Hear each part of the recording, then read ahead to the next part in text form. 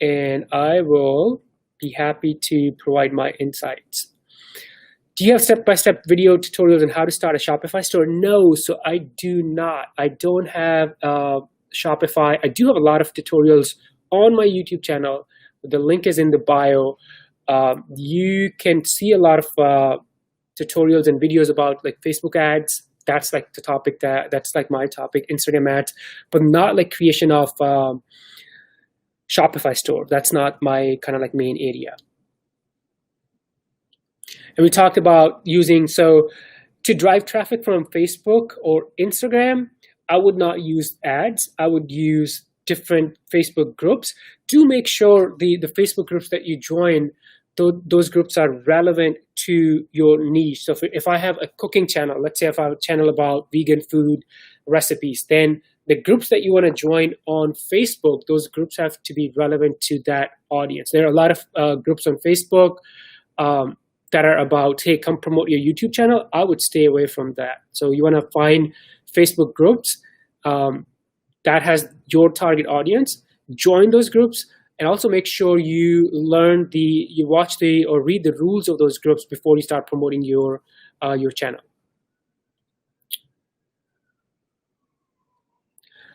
All right, next question. Thanks for your channel. You're welcome. What's the best way to do Facebook regarding using good content? I did not get that question, so maybe ask me in another way.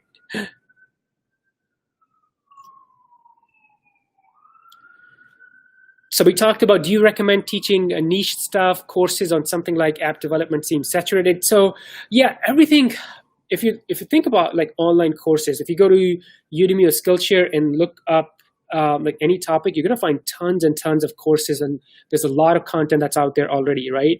I would not worry about that. So if you have a perspective, if you have a point of view on a certain topic, I would create a course and launch it. And the good thing about marketplaces like Udemy and Skillshare is they have the audience. So if you have a good course and you optimize it, they can bring the students to you.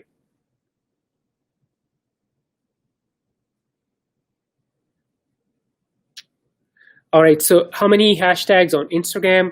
So Instagram allows 30 hashtags, and honestly, I think that's the number I would target. So there's a lot of like data out there. People, like I think Buffer had some data. Hey, 12 is better than 20 or 30.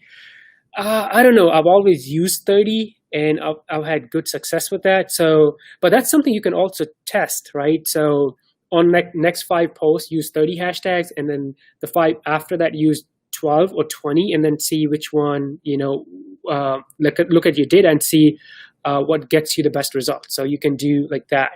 But I recommend using 30 hashtags. But do make sure when it comes to hashtags on Instagram, 2 things: the right hashtags and also the right size hashtags. A mistake a lot of people make, the hashtag they use is like either too big or too small. So for your account on Instagram, let's say you have 5,000 followers or 10,000 or 100,000.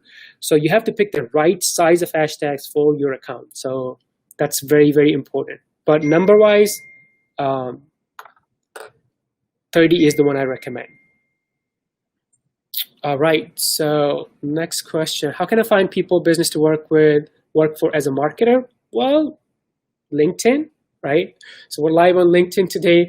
LinkedIn is if you're looking for businesses or clients for your marketing business, LinkedIn is the place to be at. The other thing is, I created a video a couple of weeks ago on my YouTube. There's way you can go to different Facebook groups and search for different terms and then find people and connect with people and find clients that way. So example being, let's say if you go to ClickFunnels group, it's funny, I think that's the one example I used in my video too.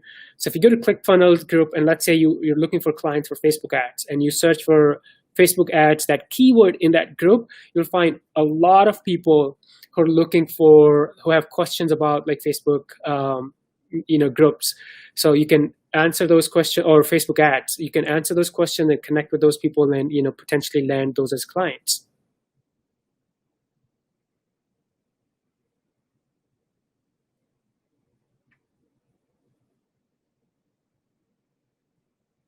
Great question. So we have people watching on LinkedIn as well. That's super awesome. This is my first live. So I got access to LinkedIn Live just recently, just a couple of days ago. So this is my first sort of live on LinkedIn. I've done a lot of lives on YouTube and other channels. LinkedIn is the first one. So how are things going since COVID? Any good things, any bad things? Well, mix. It's always good and bad. It's always like mix of good and bad, right? So a lot of interesting things happening post-COVID, or actually we're post-lockdown, but COVID is still around, right? But yeah, a lot of like good and interesting things happening for sure.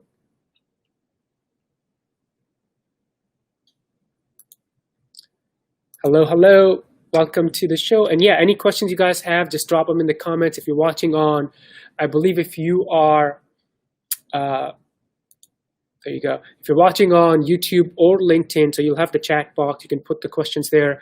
And for TikTok and Instagram, you know where to put the questions already, right? Ali Mirza, I need your help. Let me know what your question is. How do you explain to clients the difference between Facebook ad results and Google Analytics results for paid social? Ooh, that's such a good question. So what we do is for every campaign, the Facebook ad campaign that we launch, we use either the bit.ly links, or even better is the UTM codes before we use the link in Facebook ads. So I think that's the way you want, because otherwise there's always the number of the data that you see on Facebook Ads Manager and then the Google Analytics, it's going to be different, right? So good luck explaining that to clients.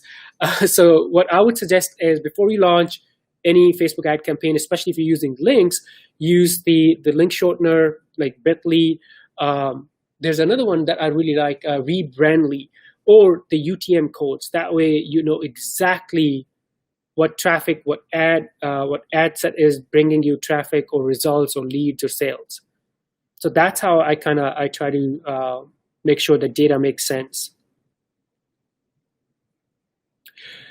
All right, next one. Then lockdown is really getting people understanding the importance of technology. I agree. I think because of the lockdown and what's happening now, online businesses, online courses, Shopify, e-commerce, these things are booming. A lot of people are reaching out to me now.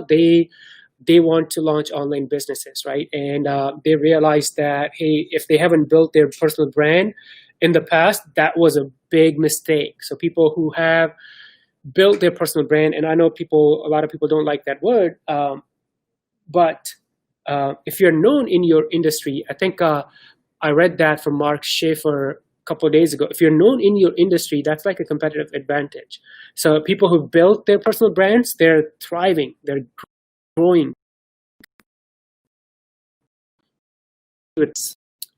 What's the most important course a marketer should take to boost his career? Oh, that's a really good question. So I think the most important course, you can pick any course that you like. So you can go to, let's say, Udemy or Skillshare, or even like YouTube. There's a lot of like free videos or content. So pick any course or content, but the most important for you is going to be the one that you can take action on. So one mistake a lot of people make is they'll take a course and then consume, and then they move on to the next course and then the next course, and they don't implement. And you know this, I know this, everyone watching knows this.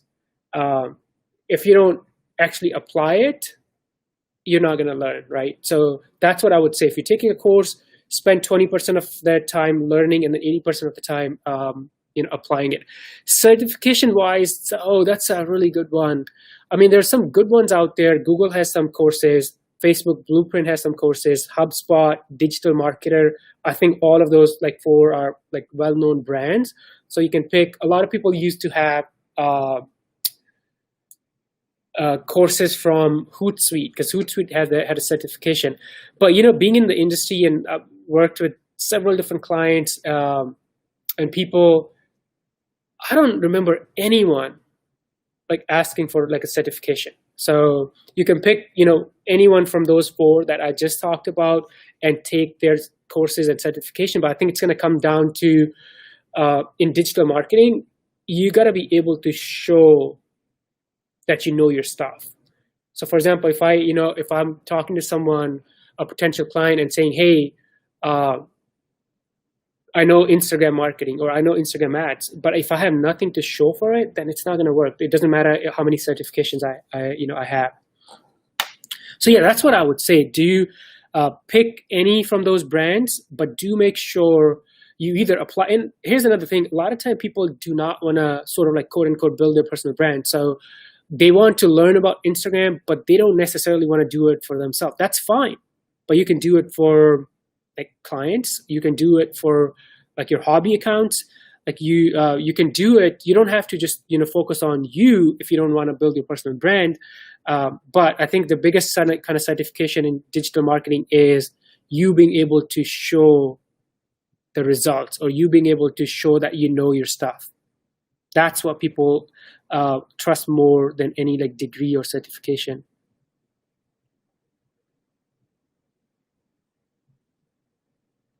Your 80/20 changed my game. That's awesome. Good to know. If possible, could you share some success stories from your clients? So yes, if you go to my agency site, isocialu.com, go to the blog section, there's some case studies out there, so you can look at those for sure. There's some public stuff out there. And guys, if I missed any question, I'll make sure I go back and see if I can answer those. But feel free to just kind of put your questions in the comments, and I'll try to answer as many as possible. How do I get ideas for my content? So my kind of content strategy is very simple. I teach, so I have students. So I take their questions and then turn those into my social media content. That's my content on TikTok, Instagram, like on LinkedIn, even like YouTube. And the other thing is, once you start creating content, this is why the engagement is super, super important. Start engaging, because people, when you start creating content, people will engage with you, leave comments, and those comments are ideas for your future content. So yeah, my content strategy these days is very simple, just answering questions that I get from you guys watching, or my students, or people leaving comments on my content. So that's very simple. But one resource, actually two resources, and I talk about these a lot. Quora, if you're not sure what type of content you want to create, go to Quora.com. You can use that. And then the second one is answerthepublic.com. So those are the two resources where you can go to get some ideas for the content. All right. Really good questions. So Instagram hashtag, what do I mean by the right size? So here's what I mean by, I think I said that a couple of minutes ago. When you use Instagram hashtags, so I'll give you an example. Let's say on my Instagram account, I have 5,000 like followers, right? And I use the hashtag social media. That hashtag has like 10 million views or usage, meaning 10 million times that hashtag has been used. And also on average, let's say my content gets 10 likes or 100 likes, and the hashtag social media, the top posts get like 2,000 likes. So that tells me I can use that hashtag, but I have no chance of getting ranked in the top positions for that hashtag. So that's what I mean by when you pick hashtags for Instagram, you have to make sure they're the right size for your account. And I do have, if you go to my YouTube channel and search for Instagram hashtag, I have several videos. There are a couple of tools that I use and I recommend. So you can watch those videos and then see if you want to use those tools. But yeah, that's what I mean by when I say the right size of hashtags. That's what I mean. All right, the next question for B2B, the best platform, it's simple. So Instagram, if you are in, if you're reaching any like a B2B niche or industry, if you want to work with other professionals, LinkedIn is the place where you want to be at, no doubt.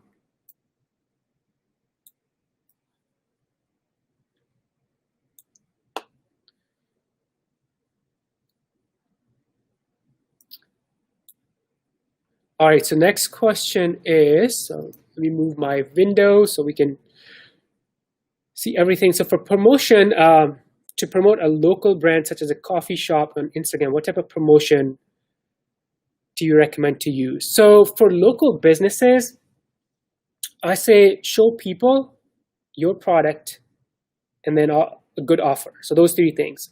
So I would probably come up with a really, really compelling offer and make a probably, let's say if it's a, just to give an example, it may not be a relevant example for a coffee shop, but if it's like a, some sort of discount or, buy one, get something for free, whatever it may be. So use people talking about that offer, get that on a video, a short video, and you can run that as an ad on your Instagram stories. And Instagram story placement is it's really inexpensive, so it doesn't take a lot. So that's how I think of promotion for a local business. So you want to think of people, your product, video, and then obviously the offer has to be very compelling.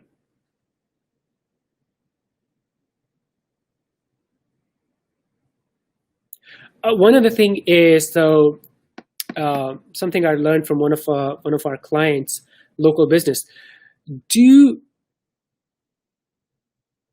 some prep work before you launch the campaign. Maybe it's like a brainstorming session with your team.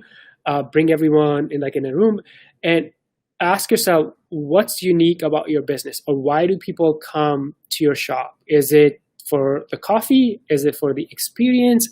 Is it for something else that you have? And maybe whatever that may be, whatever the unique selling point, USPs that your business has, that your coffee shop has, maybe you want to use that in your promotion as well.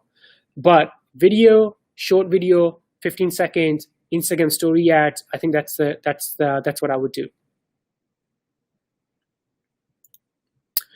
Really good question from YouTube. What's the best way to work with Instagram algorithm instead of against it? That's an awesome question. So a couple of things I would say to work with the Instagram algorithm. First of all, Instagram hates automation. So don't do the automations like follow, unfollow, or the mass stories view. There's actually one automation that I still like. It's when you automate your DM. So I think that's really, and again, make sure you use the right tool, and also you're upfront about that. You're not just lying to people. You're using automation and you're kind of making it look like it's human. So you don't want to do that. But going back to the question, so number one, don't use any automation. Number two, Instagram is big on engagement. So what I would do is 80-20 rule. So 20% of your time, post content on Instagram, meaning, feed posts, stories, lives, another thing. But 80% of your time on Instagram, engage. And by engaging, I mean leaving replies, accounts of your target audience, comments, and then to people in the DM with video and audio. So I would spend 80% of the time on engagement. That's the way to kind of work with the Instagram algorithm. No automation, and then spending 80% of your time on engagement using videos in the DMs and also the audio. And the other thing I would say, as far as the content, there are two types of content I'm seeing work really well on Instagram right now: the infographics and also the carousel posts. So if possible, maybe integrate that into your Instagram content strategy. One interesting thing, I don't know if you guys agree or not, if you guys seen this or not. Instagram used to be like a place to put like pictures and make everything look like really good. But I think it's shifting from that. Now Instagram is becoming an information hub. So you can see a lot of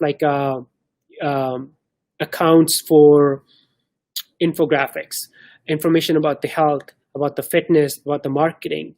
So it's not just about pretty pictures or pretty videos anymore on Instagram. It's about information. So yeah, that's what I would say. How do you work with the Instagram algorithm? Does embedding YouTube content in my WordPress count as part of the views? Will views in YouTube embed? So I think the answer is yes, but I'm not 100% sure. So you may want to Google that or double check that information. So the question is, when you embed YouTube videos on your blog, does that count as the views towards YouTube? I think yes, but I'm not 100% sure. Great question.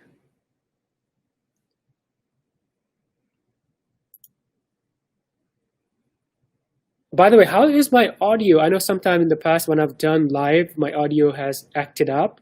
Let me know, just type yes and no in the comments. Let me know if my audio is good. And even on, yeah, if you guys are watching on, I can't really see on LinkedIn or YouTube. So let me know if the audio is good. Thumbs up or thumbs down.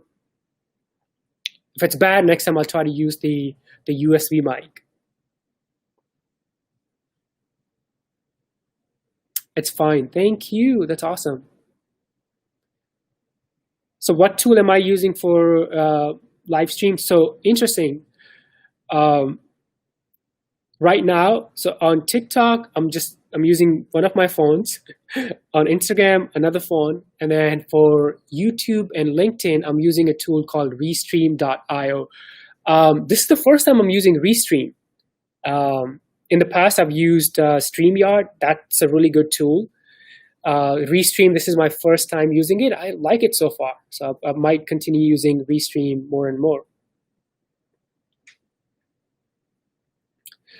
All right, next question. How do you win at lookalike and custom audiences in Facebook ads? What do you mean by how do you win at? Well, it really depends on the quality. So some people, they have like an email list, but they never engage with their email list. They never provide value to their email list.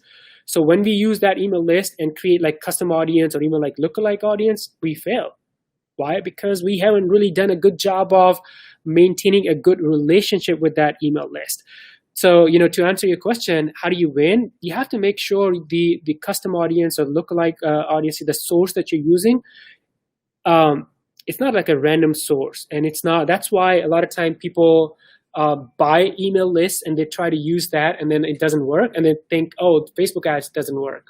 Well, it's not the Facebook ads, it's the fact that we're using a source, the email list, which we bought or which we didn't really develop a relationship with. So to answer your question, how do you win at lookalike or custom audiences? I would say make sure you have a good relationship, focus on the quality of your source, quality of your email list. That's what I would say.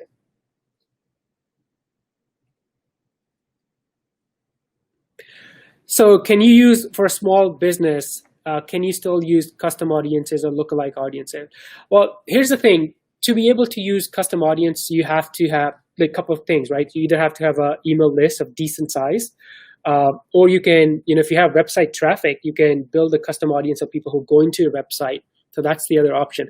Now, I think you probably asked that because for a lot of local businesses and also startups, since they're new, they don't have huge traffic on their website or a big email list. So in that case, there's still some options. You can build a custom audience of people who are engaging with your Facebook page and also engaging with your Instagram page. So you can build the custom audience of those people and target them with your campaigns. You can also build a custom audience of people who are watching your videos on Facebook and Instagram. So yeah, there are a lot of different options. And for that reason, that's why a lot of time when marketers like myself, when we tell people, hey, build your brand, create content, build your personal brand, and for some people they get the message. Sometimes some people are like, oh, that doesn't make sense. We're just wasting time. But you're not, because you're building an audience that you can potentially capture into a custom audience and run your offers or campaigns against in future. So building your personal brand or creating content is sort of like an investment that can pay off, in a big way.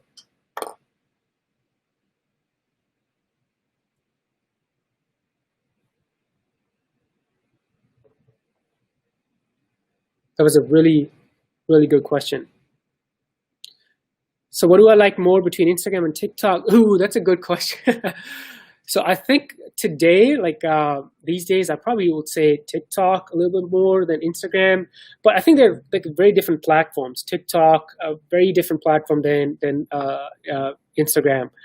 Personally, I'm using TikTok a lot more because it has more organic reach, and I do like the video features, the editing and creating the video process inside TikTok. So I'm spending more time on TikTok these days compared to Instagram. Most of my Instagram content and even some of my LinkedIn content these days is just repurposed from my TikTok videos. So if you ask me that question in a couple of months from now, my answer might be, maybe different. But right now, I do like TikTok a little bit more than Instagram.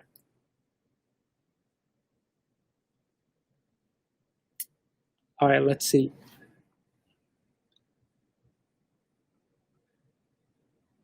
The source. All right, the next question. The best Facebook ad objective to use for if you want to get leads for local business. All right, so interesting. I think a couple of different things you can do if you're a local business and you're trying to get leads from Facebook.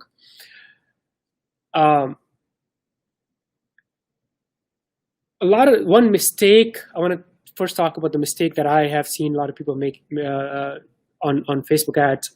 If you're trying to generate leads, use the right type of objective. So use either the leads objective or conversion objective.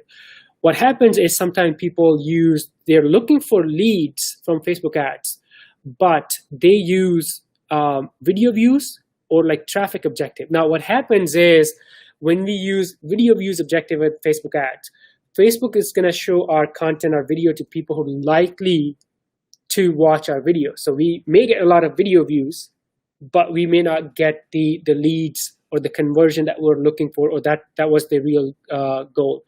So that's the first thing. Make sure the objective of Facebook ad campaign that you pick, it matches with your campaign, with your business goal or business objective. That's number one.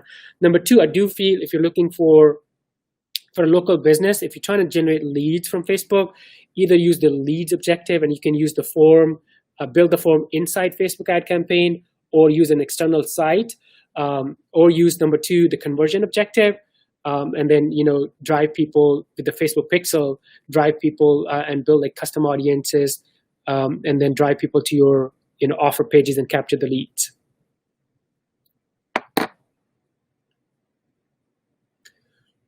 All right, so next one, does the 80-20 engage content creation applies to LinkedIn algorithm as well? Yeah, so what's interesting is, on LinkedIn, I used to create daily content. And then I used to, instead of daily, I did like 3 times a week. And then I did like once a week. And then I did like twice a week. But what I noticed was more than just me putting out content, it was me engaging. Because I can post less content, but if I'm engaging with the right type of people on LinkedIn, the number of people I'm attracting to my LinkedIn profile, my numbers, so to speak, did not go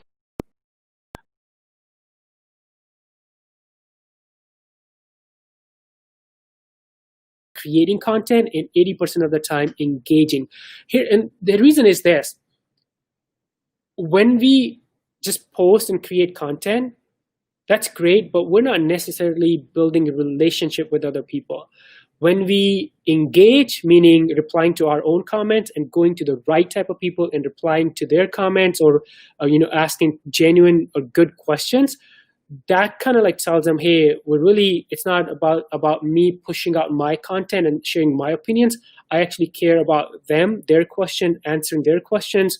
I want to know about their opinions. So it just kind of doing more engagement takes the relationship to another level. And I always say, to me, social media, if you want to win at social media, it's a 3-step process, A, B, and C. Attract, build, and convert. So attract the right type of audience, build a relationship with them, and then C is the convert phase. So spending 80% of the time on engagement, absolutely. And it will work on Instagram, it will work on LinkedIn or any other channel, because you're investing time into building a relationship with the right type of people. Any info on Pinterest? What do you want to know? Let me know what your question is about Pinterest. So I don't know if you guys noticed this or not. So something really interesting going on Pinterest. A lot of people are reposting or reusing their TikTok content on Pinterest and getting um, like insane amount of reach and engagement and views. So I started doing it recently. I posted, I think, 3 or 4 videos from my TikTok to Pinterest. I'm going to experiment and test some more. So we'll see how it goes. But if you have any specific question about Pinterest, let me know.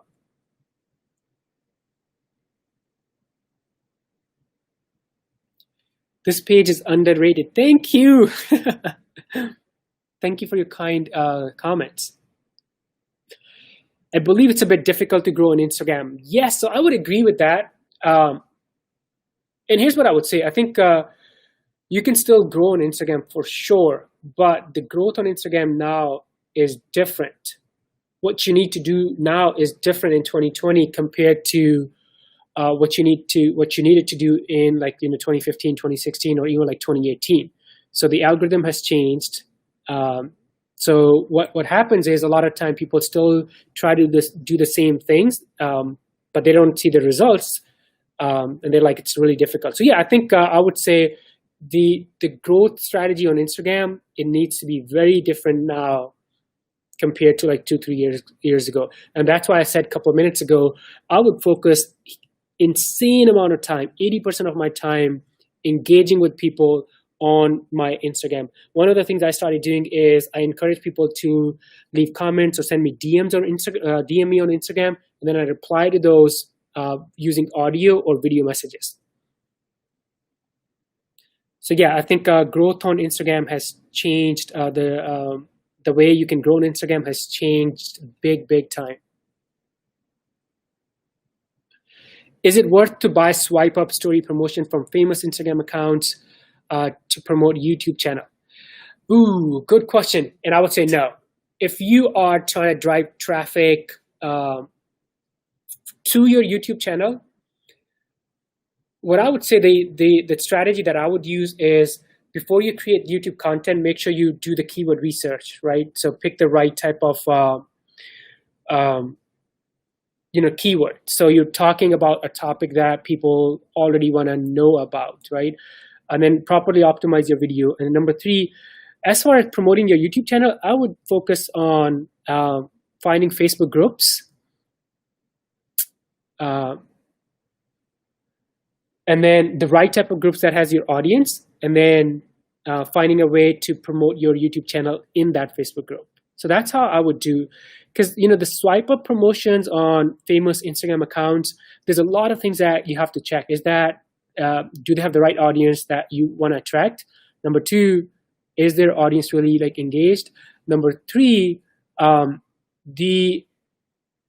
they willing to share the analytics from the stories, the Instagram stories, right? How many people are seeing the stories versus how many people are taking action and swiping up. So it's a little tricky. There's a lot of moving parts to it. So that would not be my first first strategy that I would look at to promote my YouTube channel. Hope that answers your question.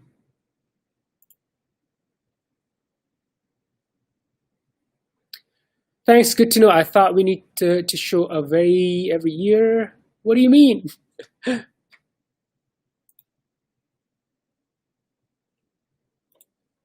Thanks, you are welcome. I hope that was helpful.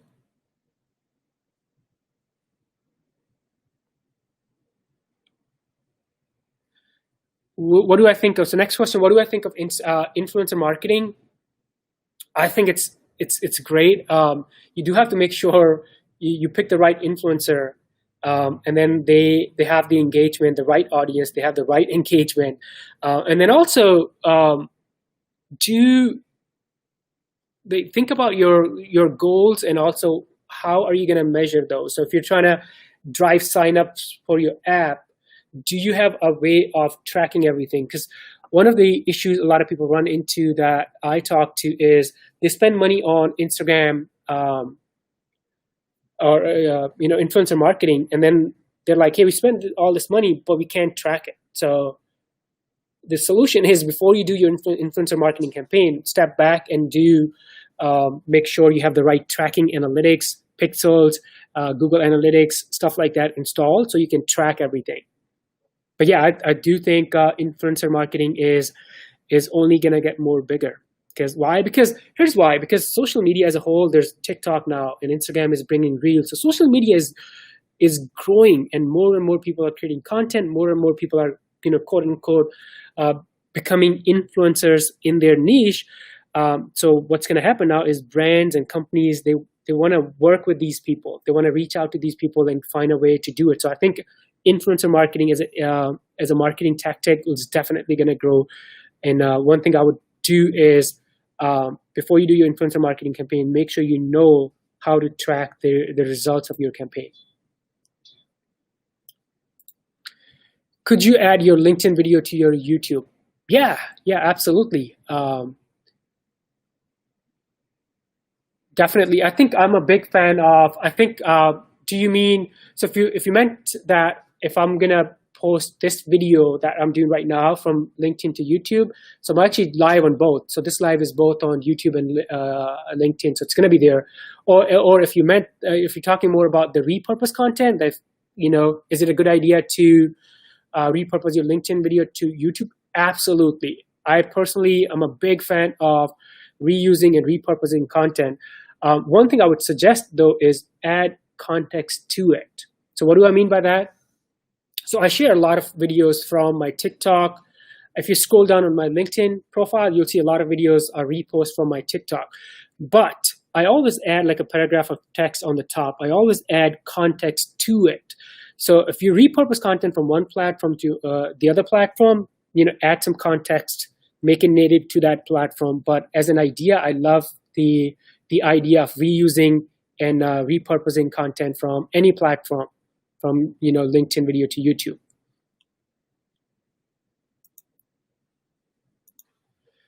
Is organic social dead? Is it only pay to play? Ooh, that's a really good question. So I don't think organic content social is dead, but it's different. And yeah, pay to play, the paid social has a big place now. And here's why I say the organic social is not dead.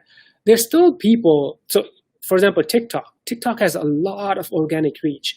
LinkedIn, some people still get a lot of organic reach on LinkedIn. If you talk about Instagram, so I talked earlier, the carousel posts and infographic posts, they're doing really well on Instagram. And some accounts with that type of content, they're still getting a lot of organic reach with the right type of hashtags as well. So I don't think organic social is dead, but the rules have definitely changed. It's different now. If we try to do the same thing that we were doing 3 years ago and expect that we're going to get the same organic reach, it's not going to work. So we have to kind of evolve or use different tactics. That's why I said earlier, I would focus on the 80-20. I would focus 80% of the time on engagement. So if you tell me I want to grow on LinkedIn or Instagram or let's say even like TikTok, my strategy is going to be spent in compared to like pushing out platform. So yeah, I don't think organic social is dead. Obviously, the organic reach on Facebook, it has gone down. Instagram has gone down. It's more difficult now to get organic reach on those platforms for sure, but there's still tactics and ways that you can use to get the organic reach. We have to kind of like evolve with the platform. But yeah, and the other thing is, if you can combine organic with paid, I think that's magic. That's the way to go these days. So one of the strategies we use for Instagram growth for our clients, we use, obviously good content, 30 hashtags in the right size. But a big piece, the third pillar is the engagement. And the fourth one is the ads. So right now, I don't have any clients in my agency who's doing Facebook, Instagram, and we're not running ads for them. We are. So we have a dedicated budget for Instagram story ads if we want to grow on Instagram. So I think that's the thing. The organic social, I don't think it's dead. It's definitely different. And on some platforms, Facebook and Instagram, organic reach is definitely gone down. But you can still get organic reach if you're evolving and using some interesting tactics like spending more time on engagement. and also changing your content and using like video and live video. I think that's a way to get more organic reach. But if you combine, to me these days in 2020 and beyond, you want to combine organic and paid social together if you want to get results. I want to promote online course. Well, Eventbrite and Listing Hub. So here's the thing. I don't know much about the Eventbrite, but I do think if you do want to use Facebook ads to promote online courses. So a lot of people do this. Do make sure, one mistake that I have made actually myself and also a lot of my clients is, if you have a course and you want to use Facebook ads, I think Facebook ads can be really powerful for your courses, but do make sure you're not targeting your Facebook ads to a complete cold audience and expecting them to buy the course. Because what happens is, if we target Facebook ads to and select an audience which is cold audience, or people who have no like and trust factor with our brand, they're very less likely to buy our course, right? So how do you solve that problem? You solve that problem by building a funnel. So you want to, the process that I talked about earlier, attract, build, and convert. So you want to make sure you attract the right people, you build a relationship with them, and then you offer, or try to sell the course to them. If we try to sell the course to cold audience, what happens is either they don't buy, or they do buy, but the cost of acquisition, the cost per lead is like it's a lot. It's like way, it's high. So that's what I would say. That if you want to buy if you want to promote the online course, Eventbrite listing, I'm not sure. I don't know much about that, but Facebook ads can be really good tactic. But do make sure you qualify the audience that you select that's going to buy your Facebook, your online course. You qualify them. And one tactic that we've used in the past is, if we don't have an email list, or let's say even like website traffic, and we want to sell the course, we'll do like two-step process. So step number one could be some sort of educational videos, right? So we'll launch some videos on the Facebook page, run some ads, and then capture people who watch, let's say 25% or 50% of that video, and then build a custom audience, and then show our conversion campaign or make an offer for the course to this audience. So then, with this two-step approach, what we did is we actually qualified the audience, right? So people who watched like 50% of the video or like 90% of the video, they have already shown interest in my course topic. So now those people are not like cold audience to me anymore. So yeah, that's what I would say. I think for online courses, Facebook ads are very, very powerful, but do make sure, in my opinion, that you we're not targeting cold audience and expecting them to buy, because they don't know us, they don't trust us, so they're very less likely to buy the course. So how do you solve that problem? By those you can use that two-step approach, using the video and the custom audience, or you can build a funnel with A, B, and C, track, build, and convert.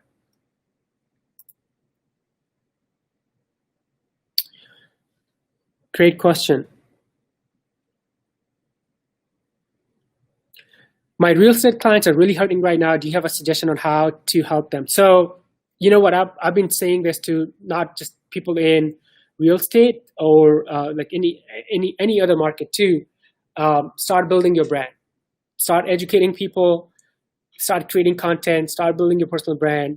Because when things do turn around, we will work with people who we know, like, and trust. So that's what what comes to my mind right now.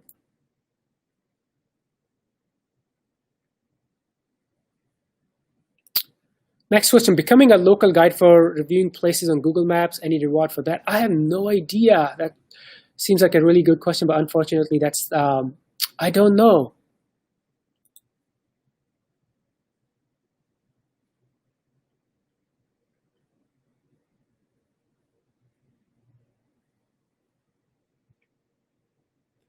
All right, the next one, so we talked about this, the best platform to create online courses.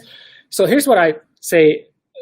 If you want to create online courses, number one, I do think it's a really good business to be in, and this is the time to create courses. Number two, I feel if you do have an audience, that's your email list, you have traffic to your blog, maybe you have audience on YouTube or TikTok, or any other platform. If you have an audience, I would create the course and put it on your own platform. So I would use like Thinkific or Teachable or Kajabi. But let's say if you don't have an audience, you're starting from like absolutely like zero with no audience, no email list, then I would actually put the course on marketplace like Udemy, Skillshare. That's what I would do. So if you have an audience, then put the course on your own website, build your own platform. If you don't have an audience, then my suggestion would be start on marketplace like Udemy on Skillshare, because they have the built-in audience, right? So they can bring you students even if you don't have the proper marketing funnel for your course or your business, online course business. All right, guys, I hope this was helpful.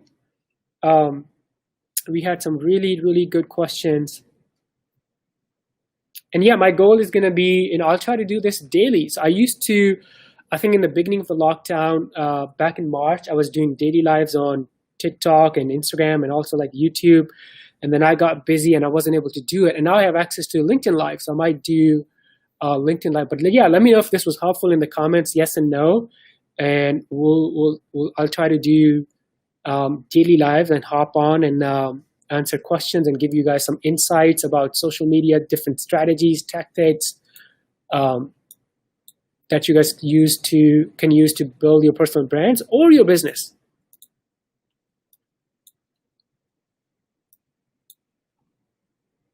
Awesome. Yes, please. Yes, you're welcome. I'm so glad this was helpful. Just wanted to send some love your way. Keep up with the great content. Hey, thank you.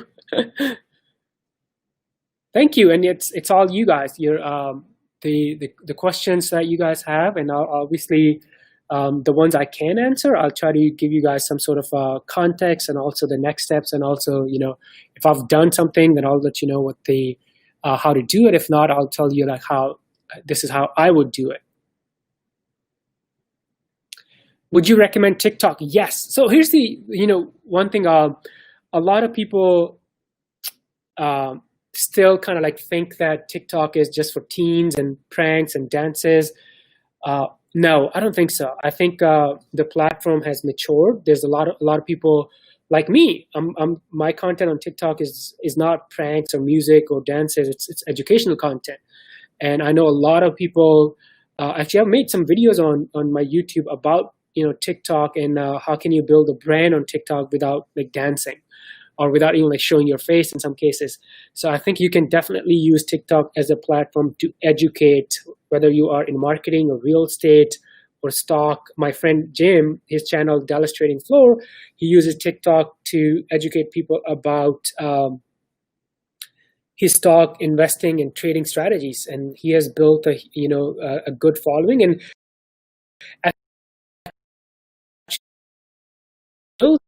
that he got from. So I think, TikTok is not for kids anymore. It's definitely mature and you can use that. And the good thing about TikTok is organic reach. So there's a lot of organic reach on that platform. So yeah, absolutely. I think you asked, would I recommend TikTok? Absolutely.